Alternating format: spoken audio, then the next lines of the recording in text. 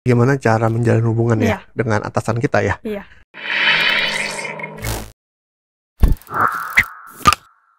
Halo sahabat coaching, balik lagi sama aku Aulia di Coaching for Business. Nah, kesempatan kali ini kita akan membahas tentang bagaimana sih caranya kita punya hubungan baik dengan manajer. Nah, sekarang aku udah sama Coach Adit. Nah, kita sapa yuk.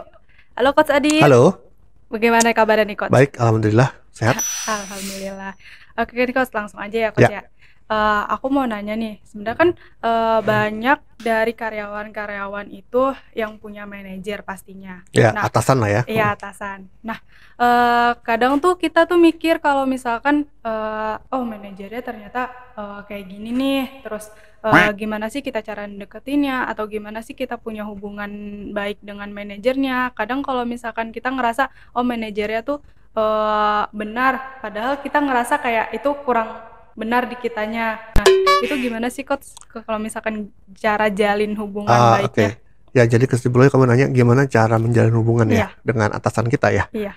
gitu. Ya, memang hubungan yang baik itu penting ya Mhm, dalam pekerjaan profesional ya, sehingga apa ya, bisnis berjalan dengan baik gitu ya, mhm, pekerjaan selesai dengan baik gitu ya, karena tuh ada kontribusinya ya, mhm. apa, hasil pekerjaan dengan hubungan antara atasan bawahan gitu ya. Nah, bagaimana caranya? Banyak nih gitu kalau diceritakan gitu ya. Yang pertama sih, yang kalau ditanya siapa sih yang bertanggung jawab untuk menjaga hubungan ini gitu ya. Mhm, Ya kalau secara teorinya sih dua-duanya gitu ya. Atasan juga harus menjaga hubungan baik dengan bawahan, mhm, bawahan juga menjaga hubungan baik dengan atasan gitu ya. Sama-sama, maksudnya dua-duanya tuh harus punya andil gitu ya, mmm, dalam rangka ini. Nggak bisa salah satunya aja sih gitu ya. Gitu. Jadi masing-masing harus bisa membangun, berinisiasi ya, harus bisa memulainya gitu. Nggak bisa salah satu gitu ya. Walaupun kenyataannya kebanyakan ya akhirnya karena mungkin atasan merasa yang paling punya power di situ, yang iya. merasa punya wewenang, ya kan, yang merasa bisa melakukan lebih segalanya daripada kepada bawahannya gitu ya.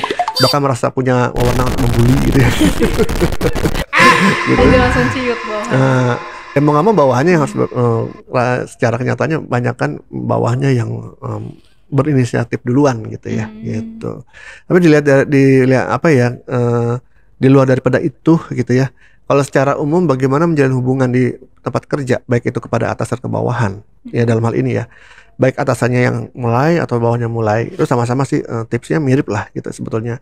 Yang pertama ya, kita harus tahu nih, eee, kita harus bisa ya, mhm, profile, orang lain itu, apakah atasan yang kita profile atau atasan bawahan yang gitu ya. mhm, Harus tahu gaya komunikasinya seperti apa, contoh gitu ya. mmm, Harus tahu, kebutuhan mereka apa, gitu ya.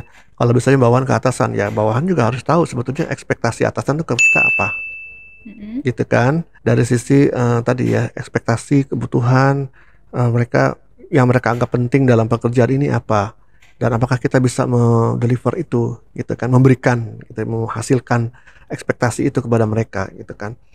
Nah, jadi ya keprofesionalitasan, pencapaian target, bekerja sesuai dengan job desk gitu ya, dengan standar-standar kualitas yang mereka harapkan, yang mereka anggap penting gitu ya, gitu. Jadi apakah kita bisa mampu melakukan itu gitu ya.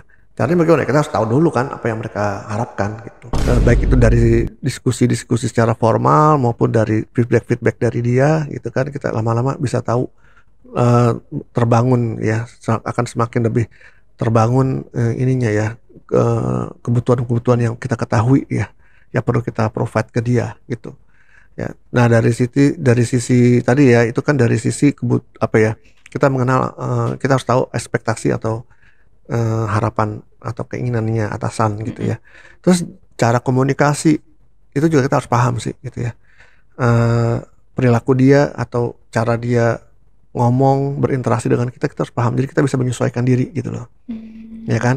Ada yang mungkin atasannya kepengen ya maunya segala-galanya, dia ngomongnya itu direct gitu ya. Kalau kita bicara dengan dia ya kita janganlah yang terlalu bertele-tele atau apa, mhm, ya direct juga gitu ya. Jadi, kita perlu paham memprofile dia dari sisi, perilakunya dan dari sisi gaya bicaranya, gaya komunikasinya, sehingga kita bisa menyesuaikan diri gitu. mmm, Kalau memang sukanya adalah ngobrol ada pendahuluannya atau apa juga Oke, mungkin basa-basinya kita, nah, dulu. kita juga Kadang ada yang melakukan hal seperti itu gitu ya.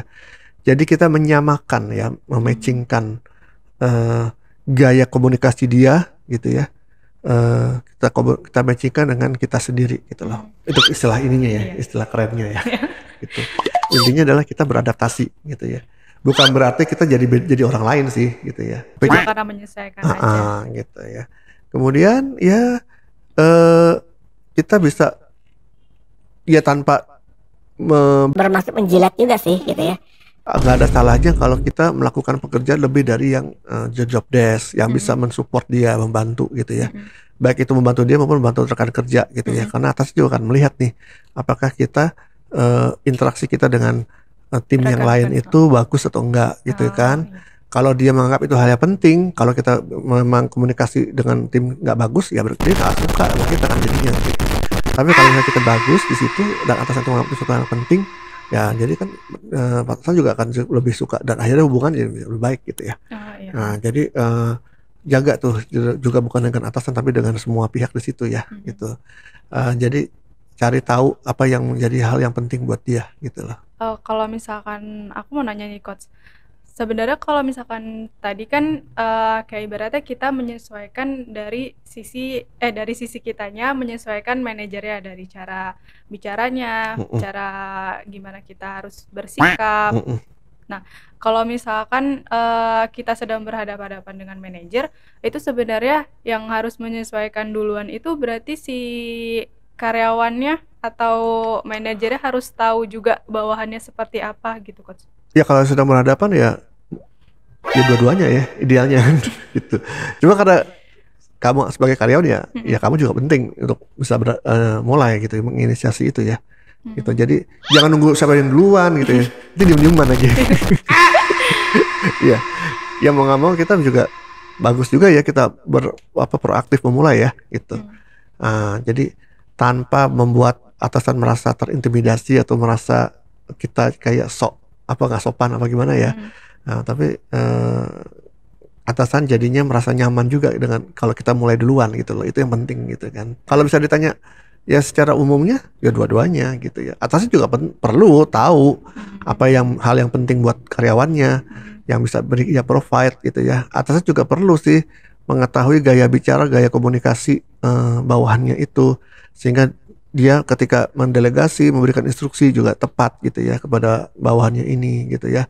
Atasan juga harus tahu sih harus bisa bantu juga timnya kalau memang lagi masalah gitu kan. Jadi yang tadi saya bilang itu sih dua-duanya itu aturan yang umum ya yang dua-duanya bisa lakukan gitu.